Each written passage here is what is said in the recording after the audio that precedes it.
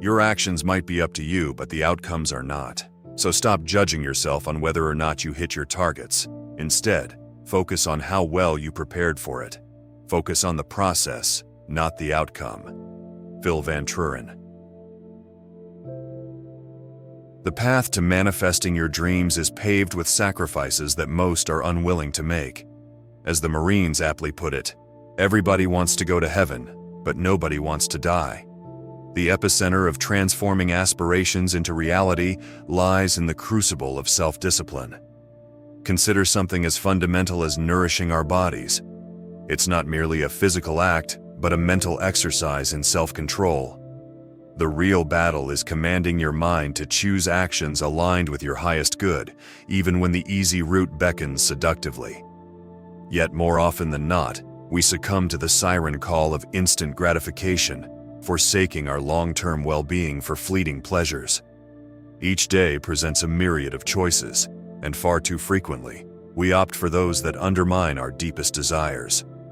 To achieve greatness, one must embrace the arduous journey of self-mastery, for it is in conquering the self that we conquer the world. The unwavering few who embrace this truth are the architects of their destinies, while the multitudes remain shackled by their own weaknesses. In a world that seems bent on suppressing your aspirations, where forces conspire to hold you back and challenge your resolve, the greatest adversary you'll ever face is the one within. It is all too easy to sabotage your own dreams and deliver a self-inflicted blow that shatters your chances of success. The concept of discipline has been tarnished and associated with punishment and deprivation. But true discipline is not a form of self-flagellation. Rather, it is the ultimate act of self-love. It is the willingness to forego fleeting pleasures in exchange for the enduring gratification of self-respect. When you declare your love for yourself, it must manifest in actions that honor and nurture your highest potential. Self-discipline is the embodiment of that love, a conscious choice to embrace behaviors that elevate you, even when the siren song of instant gratification threatens to lead you astray. To love oneself is to exhibit unwavering dedication to one's growth and to invest in the long-term cultivation of character and self-mastery. It is a commitment to walk the path of greatness, undeterred by the momentary discomforts that pave the way to enduring fulfillment. Self-discipline stands as the central pillar upon which all material success is built. In the epic battle against the world's incessant attempts to derail us, the ultimate conflict rages within our own minds. Victory over external forces can never be achieved until we conquer the internal demons that seek to sabotage our progress. True self-love manifests in the ability to say no to fleeting temptations that threaten our long-term well-being. It is the voice that reminds us, "I understand the allure of this connection, but engaging with your cousin's partner would be a violation of boundaries and principles. I love you too much to allow that breach." Self-love is the inner dialogue that declares, "I know how enticing that pizza appears, but indulging in it would leave you feeling sluggish and remorseful. I care about your health and vitality too deeply to permit that momentary indulgence." It is the voice of reason that cautions, "I recognize the appeal of spending this Saturday night with friends, but neglecting your studies would jeopardize your academic success. My love for you demands that I safeguard your future by prioritizing your responsibilities." Self-discipline is the embodiment of self-love, an unwavering commitment to nurture our highest selves, even when the siren song of instant gratification beckons seductively. It is a sacred pact with ourselves, a vow to honor our deepest values and aspirations, regardless of the sacrifices required. In this eternal dance between desire and restraint, self-discipline emerges as the consummate expression of self-respect, self-care, and self-actualization. It is the foundational virtue upon which all enduring achievements are erected, the catalyst that transmutes dreams into tangible realities. If you wish to attain sustained happiness, you must first love yourself, a love that manifests through the unwavering discipline of your own behavior. The road to enduring contentment is paved with the bricks of self-control and commitment to personal growth. Too often, we allow our self-esteem to hinge precariously on the fickle opinions of others, a treacherous foundation that erodes our sense of self-worth. True self-esteem should emanate from within, an unshakable appreciation for our authentic selves, independent of external validation. To base our self-regard on the perceptions of others is akin to gazing into a shattered mirror, distorting our self-image and compelling us to contort ourselves in a futile attempt to attain an elusive, superficial ideal. It is a perilous game of constantly shifting shapes, sacrificing our individuality on the altar of others' flawed and transient impressions. This path, paved with the broken shards of other people's opinions, is a surefire recipe for perpetual anguish and disillusionment. It is a treacherous maze of validation-seeking, where true self-acceptance remains forever out of reach, obscured by the distorted lenses through which we perceive ourselves. True self-esteem must be an inside job, a sacred journey of self-discovery and self-nurturing, fueled by disciplined choices that align with our deepest values and aspirations. It is a lifetime's work of embracing our authentic selves, flaws and all, while steadfastly committing to personal growth and self-actualization. In this odyssey of self-love, self-discipline emerges as the indispensable compass, guiding us through the treacherous terrains of temptation and self-doubt, and ever steering us towards the shores of lasting fulfillment and inner peace. It matters not whose fault it is that something is broken. If it's your responsibility to fix it, the burden falls squarely on your shoulders. The path to healing and personal growth demands that we relinquish the crutch of assigning blame and instead embrace the courageous act of radical self-accountability. For instance, though it's not one's fault if their father was an abusive alcoholic, it is unequivocally their responsibility to confront those traumas head-on and forge a life of meaning and wholeness. The wounds inflicted by others' transgressions, however unjust, cannot be an excuse for stagnation or self-pity. Similarly, when a partner's infidelity shatters the sacred bonds of marriage, the aggrieved party bears the solemn duty of transmuting that pain into personal renaissance. It is not their fault that trust was violated, but it is their responsibility to overcome that betrayal and architect a life replete with joy and purpose. Fault and responsibility are parallel lines that rarely intersect, a bitter truth that demands we shed the seductive allure of the victim mentality. When something goes awry, our primal instincts crave retribution, a pound of flesh exacted from the perceived perpetrator. We cling to the notion that the guilty party should bear the onus of resolving the consequences of their actions. Yet this approach is a mirage, a chimera that traps us in the quicksand of suffering. When it comes to the well-being of our hearts, our lives, and our happiness, the responsibility rests solely upon our own shoulders, an inescapable truth that can either be embraced as a catalyst for growth or resisted as a shackle that binds us to perpetual anguish. As long as we remain entrenched in the quagmire of assigning fault, we remain ensnared in the victim mindset, paralyzed by the delusion that our happiness hinges on the actions of others. It is only when we courageously shed this disempowering facade that we can truly begin to heal, to reclaim our agency, and to forge a life of authenticity and fulfillment.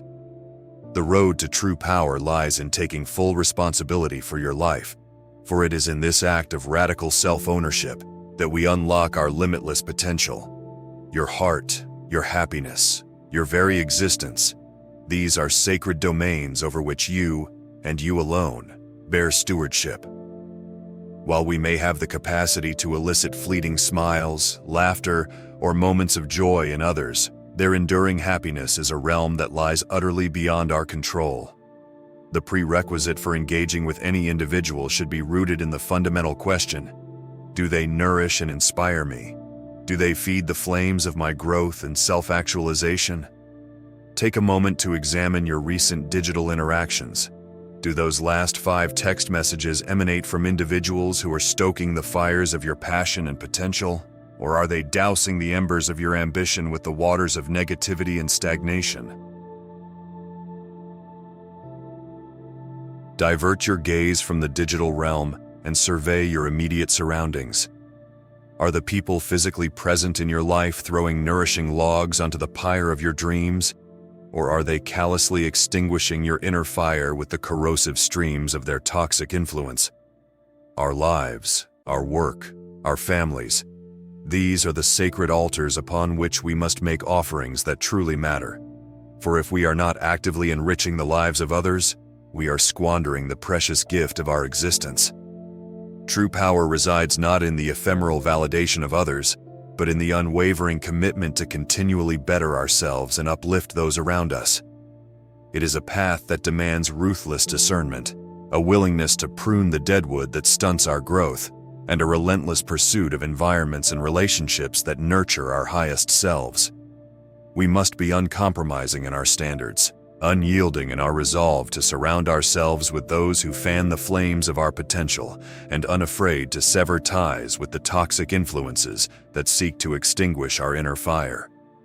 For it is only when we assume full responsibility for our lives, curating our experiences with the utmost intentionality, that we can truly ignite the blaze of our greatness and illuminate the world with the radiant warmth of our authentic power. The chasm between talent and skill is a profound truth that eludes many who aspire to excel and whose dreams burn with the intensity of 1,000 suns. Talent is the innate gift bestowed upon us by nature's whims, a raw and untamed force that lies dormant within, awaiting the sculptor's chisel. Skill, on the other hand, is a masterpiece carved from the granite of relentless dedication, forged through countless hours of unwavering commitment to one's craft. It is the fruit born from the arduous labor of perfecting each minute detail and treating every brushstroke as a sacred act worthy of reverence. The path to greatness is not paved with grandiose proclamations or lofty declarations of one's inherent prowess. It is a journey that begins with a singular focus on laying the first brick with such exquisite precision that it would put to shame the efforts of the most celebrated masons. For it is in the meticulous execution of this singular act, repeated with unwavering devotion day after day, that the foundation of a towering legacy is laid, brick by painstaking brick. The psychological advantage bestowed upon those who embrace this truth is akin to a suit of armor forged in the fires of discipline, an impenetrable bulwark against the insidious whispers of self-doubt and complacency. While the enormity of the task may instill trepidation in the faint of heart, those who have mastered the art of narrowing their focus to the present moment, to the perfection of the brush's caress upon the canvas, find solace in the clarity of their purpose. The definition of who they are crystallizes with each deliberate stroke, while simultaneously redefining the bounds of who they aspire to become. For they know, with an unwavering certainty that transcends mere belief, that the ultimate masterpiece is not a static destination, but a perpetual journey of growth, of continuously refining their craft, of laying one exquisite brick after another, until their life's work stands as a towering testament to the triumph of discipline over talent, of skill over raw potential. In this sacred pursuit, they understand that true greatness lies not in the fleeting acclaim of others, but in the quiet satisfaction of having given their utmost to each infinitesimal aspect of their art, for it is in the perfection of the smallest details that the grandest masterpieces are born. In the crucible of adversity, we often discover reserves of strength that lay dormant, untapped well springs of resilience that awaken the sleeping giant within. As we bear witness to the triumphs of legends like Muhammad Ali, an existential question cannot help but arise. What would I do if I found myself in their shoes?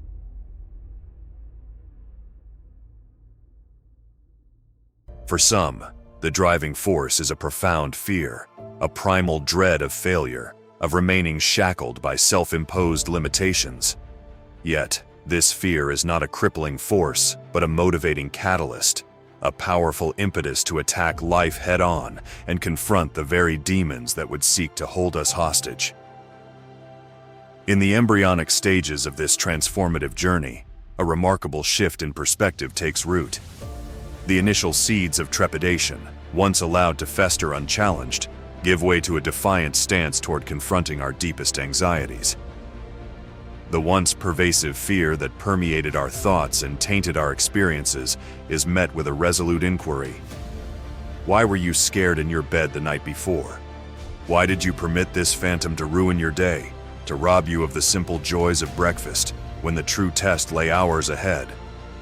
For in those moments leading up to the ultimate crucible, the terror we experience is a mere specter, a figment of our own creation, utterly detached from the reality that awaits. It is only when we stand at the precipice, poised to take the leap into the unknown, that the true terror should rightfully grip our souls. And yet, it is in this instant that the most profound bliss is unveiled. It is as if the universe has conspired to place the greatest rewards, the most transcendent experiences, on the far side of our most primal terrors. To reap these sublime gifts, we must traverse the gauntlet of our fears, embracing the truth that the richest treasures lie in wait, just beyond the veil of terror.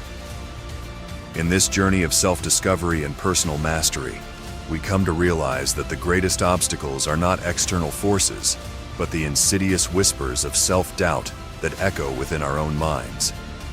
It is only by confronting these inner demons and staring them down with unwavering resolve that we can truly experience the blissful liberation that awaits on the other side of terror. For those who dare to take the leap, a profound metamorphosis awaits, a shedding of the self-imposed shackles that once bound us, and an emergence into a realm of limitless potential, where fear is transmuted into fuel, and terror becomes the gateway to transcendence.